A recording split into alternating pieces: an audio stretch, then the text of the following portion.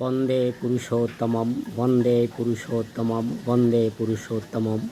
ইষ্টপ্রাণ দাদা ও মায়েরা, সকলের প্রতি রইল আমার আনন্দিত জয়গুরু। পরম দয়াল শ্রী শ্রী ঠাকুর অনুকূল চন্দ্রের শাশ্বত দিক দর্শন কিছুটা আলোচনা করার চেষ্টা করছি।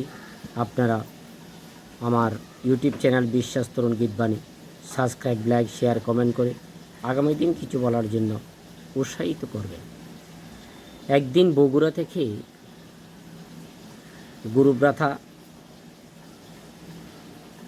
দাদাটি বললেন ঠাকুরকে, ইউনিয়ন বোর্ডের ভিতরে ঢুকলে আপনি আমাকে যেইভাবে কাজ করতে নির্দেশ দিলেন আমি সেইভাবে করতে চেষ্টা করব।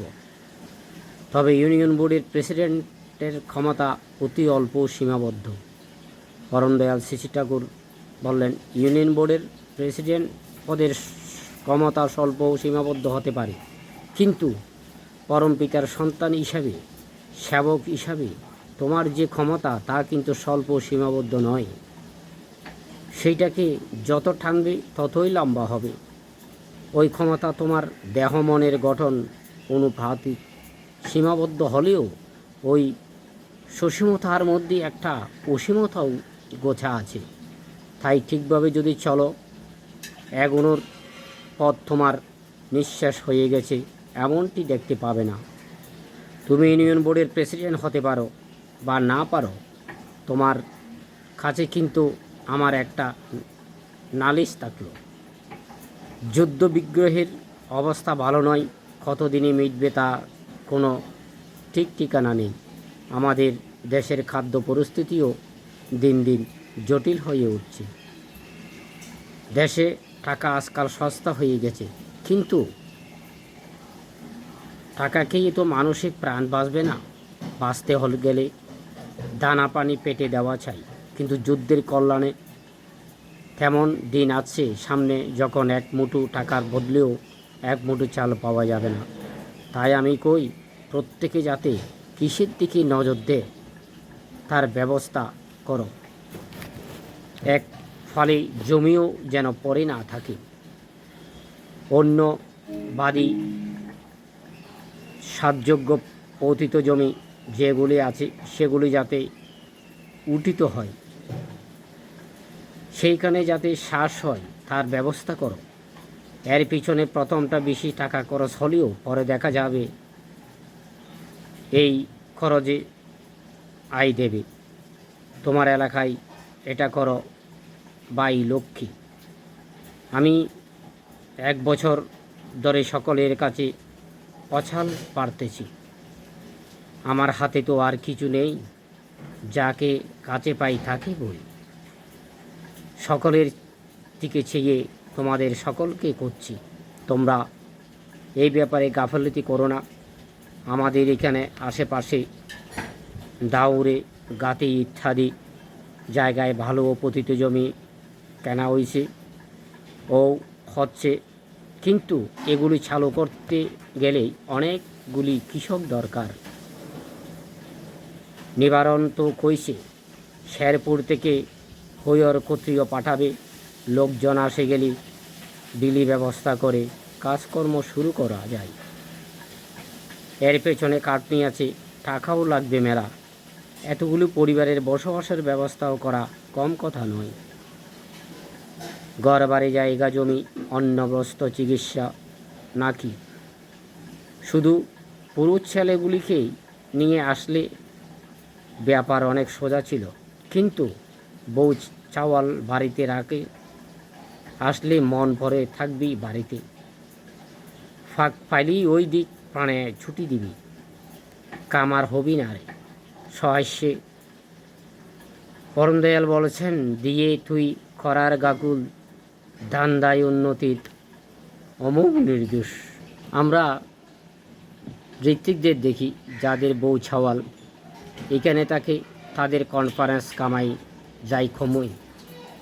কামাই যাওয়া তো দূরের কথা, কয়েকজন আছে তারা কনফারেন্স আরম্ভ হবার অনেক আগে আসে হাজির হয়, আর কনফারেন্স মিটে গেলে যাবার অনেক পরেও বাড়াতে চায় না তারা। কেউ জিজ্ঞাসা করলে বলে অফিস থেকে ইষ্টিবৃত্তির লঙ্ঘনকারীদের তালিকাটা তৈরি করে নিচ্ছি। এটা নিজের কাছে থাকলে কাজের সুবিধা হয়, তাই এখানে একটু দেরি হলেও পরে পোষাইয়ে যাবে, এইভাবেই গড়িমসি করে। তারপর বউ যখন ছাপ দেয়, এখানে বসে রয়েছ, অভাবের সংসার, বাইরে গেলে 2-4 টাকা জোগাড় করেও তো পাঠাতে পারতে। আমাকে তখন আস্তে আস্তে মোট গাঁটরি বাঁধে অনিচ্ছা গমনের উদ্যোগ পর্ব অভিনয় করে দেখালেন। সকল হেসে কুটিপাটি।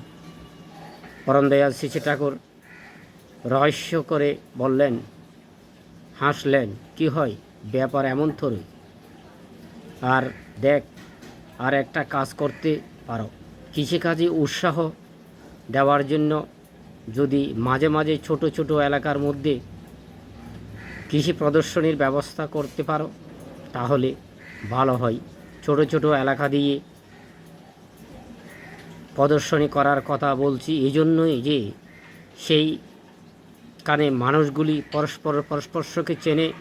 হিমায়তপুরের একজন কৃষক যদি দেখে ও শোনে সেই ছাতনের অমুকি জিনিসটা ফলাইছে, তাতে তার মনে একটা আশা ও বিশ্বাস হয় যে সেও চেষ্টা করলে অমনটা পারবে।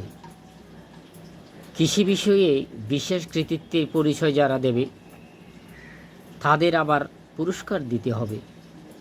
কৃতিত্ব বলতে শুধু দেখ নাইতে তাক লাগান জিনিস উপজালে হবে না। একজন হয়তো অনেক সার দিয়ে অনেক যত্ন করে আধমন একটা কুমড়া করলো, সেই থেকেই যদি কৃতিত্বের মানদণ্ড করে দর, তাহলে কিন্তু সাধারণ লোকে উপকৃত হবে না। জিনিস কত বড় করা যায়, কত ভালো করা যায়, সেই চেষ্টা তো করতে হবে। সঙ্গে সঙ্গে দেখতে হবে সব দিকটার সঙ্গতি নিয়ে কে কতখানি লাভজনক কৃষি করলো, কত কম খরচে, কত কম জমিতে, কত কম সময়ে, কত বেশি পরিমাণে, কত রকমারি জিনিস ফলালো। ওই প্রদর্শনী ক্ষেত্রে স্থানীয় লোকের সভা করে ভালো কৃষক যারা তারা কিভাবে কি করলো সেই সম্বন্ধে তাদের দিয়ে বক্তৃতা দিয়ে সকলকে শোনাতে হয়। এইসব ব্যাপার গভর্নমেন্ট যদি সহযোগিতা করে সেই তো খুব ভালো কথা। তা না হলেও নিজেরা সংঘবদ্ধ হয়ে স্থানীয় আশেপাশের মোড়ল প্রধান ও বিশিষ্টদের নিয়ে করতে হয়।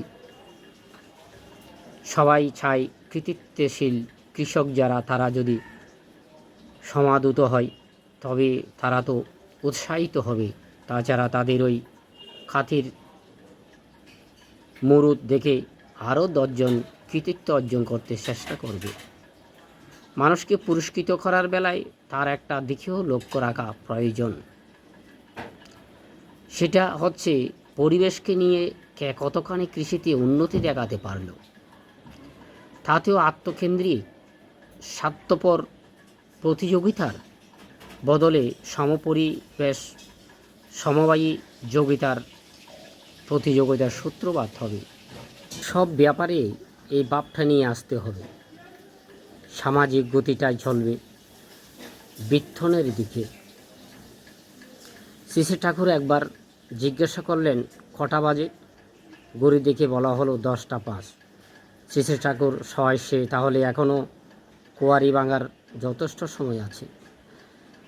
একদিন যেন আমায় কথাই পাই, কথা আর ফুরোই না। যখন যে চিন্তাগুলি মাথায় আসে সেগুলি যদি খালাস করে দিতে না পারি তাহলে কেমন যেন একটা অস্বস্তি বোধ করি। আমার আবার ভালো লাগে যদি দেখি তোমরা সাগ্রহে এই কথাগুলো করছো ও সবার মধ্যে সঞ্চারিত করছো। আমি যেমন বলি তেমন যদি চলতে থাকো তাহলে দেখবি দেবতারাও স্বর্গপুরী ছেড়ে তোমাদের মধ্যে বসবাস করার জন্য লালায়িত হয়ে উঠবেন। এইসব গল্প কথা নয়, বাস্তবেই এমনতর হতে পারে। কৃষির কথা বলছিলাম, কৃষি দিয়ে মানুষের পেট ভরাবে আর যাজন দিয়ে মানুষের মন ভরিয়ে তোলবার ব্যবস্থা করবে, চরিত্রের ও অন্তরের দন্য গুছিয়ে দেবে। আমাদের বাঁচতে হলে, চলতে হলে পরম দয়ালের সেই নির্দেশগুলো আমাদের অবশ্যই পালন করতে হবে। তাহলে আমাদের আগামী দিন আলোময়ভাবে আমরা উপভোগ করতে পারব। সকলের ইষ্ট উজ্জ্বল দিনকাল অতিবাহিত হোক, পরম দয়ালের কাছে প্রার্থনাই রইল। এবং আজকে আপনাদের কাছ থেকে আমি বিদায় নিলাম। জয় গুরু।